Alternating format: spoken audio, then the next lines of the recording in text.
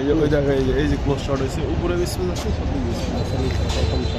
তাহলে একটু ক্লোজ যারা আসলে জড়িত তাদেরকে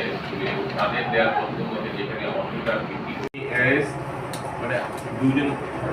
দুজন আসামি এই ওদের দেওয়ার তথ্য মতে আপনার এই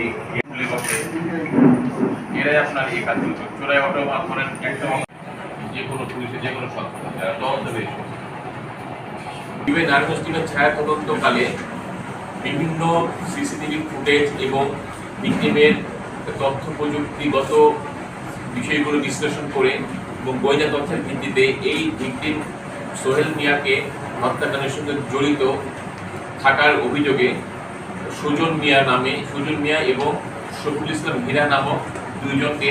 গত 22/1/2026 খ্রিস্টাব্দ রাত 11টা থেকে শুরু করে পরদিন 23/1/2026 খ্রিস্টাব্দ বিকাল 5 ঘটিকা পর্যন্ত টানা অভিযান পরিচালনা করে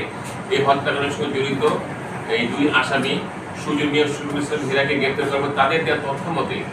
এই অটোরিকশা যাদের কাছে বিক্রি করা হয় অর্থাৎ অটোরিকশা কেনাবেচার সঙ্গে জড়িত চক্রটিকে ভুলতা গাউসিয়ার গোলাকান্দাইল এলাকার গ্যারেজ থেকে এই অটোরিকশা উদ্ধার করা হয় এবং এই অটোরিকশা কেনার সঙ্গে জড়িত আসামি মোহাম্মদ দুলাল মিয়া, আব্দুর রহিম মিয়া এবং মোহাম্মদ আবুল কাসেমকে গ্রেপ্তার করে তাদেরকে আমাদের হেফাজতে নিয়ে আসা হয়। সুজন মিয়া এই অটোরিকশা নিয়ে এই ভুলতা গাউসিয়ায় এই গোলাকান্দের এলাকায় আবুল কাসেমের গ্যারেজে অটোরিকশায় রাখে।